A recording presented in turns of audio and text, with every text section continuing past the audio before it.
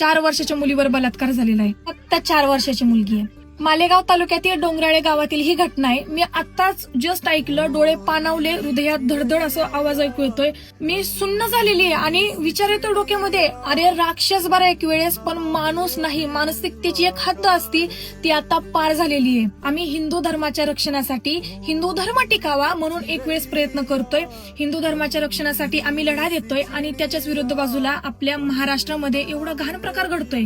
तुम्ही विचार करू शकता. आणि त्या पोरीला मारायसाठी त्याने काय केलंय, मागच्या वेळेस जात्याचं पात्र डोक्यात घातलं होतं आणि आता दगड तिच्या डोक्यात घातलेला आहे. तिला कसं मारलंय तुम्ही बघा.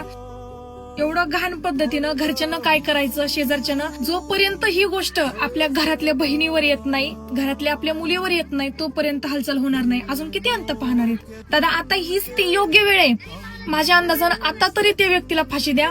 आणि जर पुन्हा वाटत असेल ना ही गोष्ट आपल्या घरामध्ये, आपल्या शेजारची कुठंच अशी गोष्ट होऊ नये, तर पहिल्यांदा मुलगी जन्माला आली, आई वडील पप्पा हा शब्द तोंडातून काढला की मुलीला पहिल्यांदा चाकू ह्या गोष्टीची ओळख करून द्या. मुलीला माणसं मारायला शिकवा. जय शिवराय.